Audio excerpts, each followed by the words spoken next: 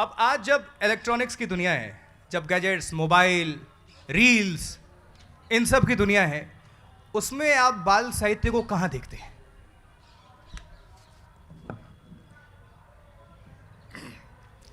मैं बाल साहित्य को हर जगह देखता हूँ।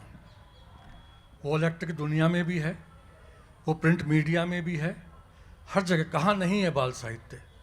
आज आप गूगल पे डालिए, पुस्तकें मिल जाएंगी आपको बाल साहित्य की, ई बुक्स के रूप में।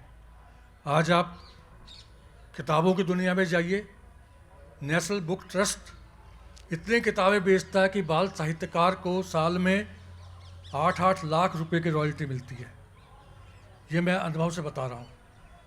और तमाम जो पब्लिशर्स हैं, अब वो कितना सच बताएं कितना गलत वो अलग बात है उनमें से, लेकिन मैं अपने अनुभव से कह सकता हूँ कि संस्करण पे संस्करण होते हैं, यानी वो पुस्तकें प्रिंट मीडिया की भी बिकती हैं। तो मुश्किल क्या है कि हम लोग जो है टेक्नोलॉजी को और प्रिंट मीडिया को और इन सबको एक दूसरे के खिलाफ खड़ा करने के बड़े आदी हो गए हैं। और ये बदलता दौर भी यही है। हम सबसे पहले किसी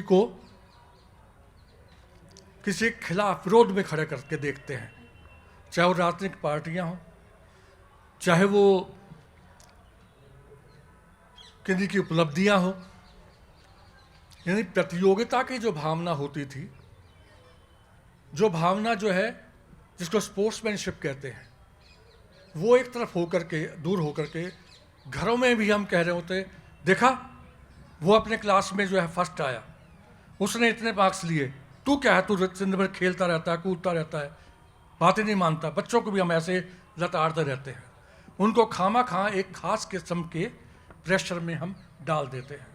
तो ये जो प्रवृत्ति है, इस प्रवृत्ति में ही बहुत बड़ा हस्तक्षेप कर रहा है आज का हिंदी बाल साहित्य। आज का हिंदी बाल साहित्य ही नहीं, बल्कि भारतीय बाल साहित्य भी और दुनिया का बाल साहित्य भी।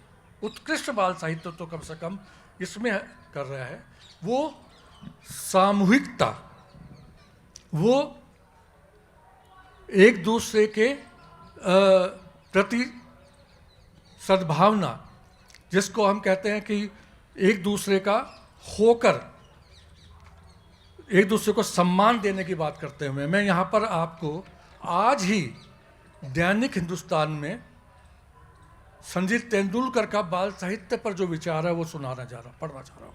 बच्चों को सोचने, दुनिया को देखने और अपनी राय देने का तरीका मुझे बहुत पसंद है।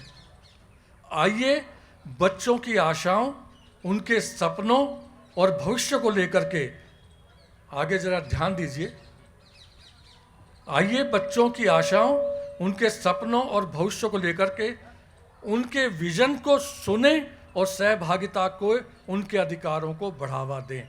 ये विजन को सुने और सहभागिता का जो उनका अधिकार है उसको स्वीकार करें। मुश्किल यही आ रही है। हम कहीं पर भी पूरे परिदृश्य में देख लीजिए, अपने देश के सहभागिता में विश्वास ही नहीं करते। जो मैंने कह दिया वही सही है।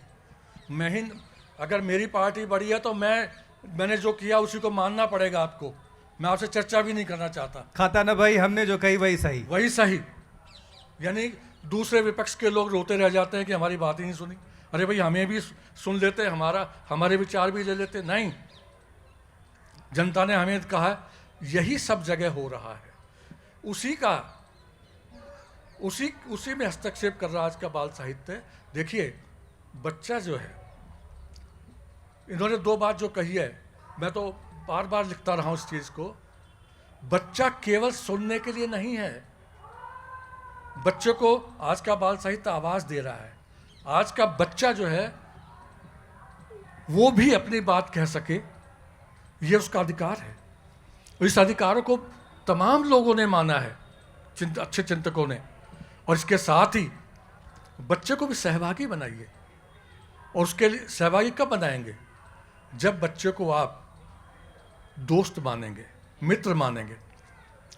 इसीलिए हमारे यहाँ पूरे चिंतन में 2 शब्द चलते हैं, चाहे हम सामान्य रूप में कुछ भी उसका प्रयोग करते रहें। जब आप कहते हैं मैं बच्चों के लिए लिखता हूँ, उसका एक नया पाठ आ गया है। बच्चों के लिए मत लिखिए, बच्चों का लिखिए। दोनों में बहुत अंतर है। के लिए जब आप लिखते हैं तो बच्चे से अपने आप को अलग कर लेते हैं और ये सोचते हैं कि मुझे ही सब कुछ आता है, ये बच्चा तो बेकार, इसको मुझे सुनाना ही है, इस पर मुझे थोपना ही है, जो मैं हूं वही सही है।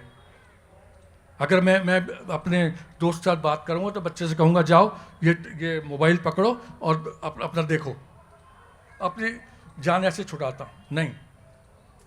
बच्चा कुछ कहना चाहता है, बच्चा कोई प्रश्न है, बच्चे की जिज्ञासा है, उसको एड्रेस करना पड़ेगा आपको, ये बच्चे का अधिकार है।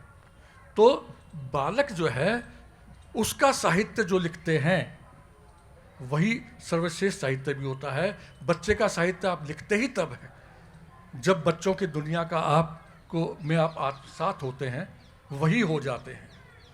और इसके साथ मैं जोड़ दूं कि आप उपदेश नहीं देते,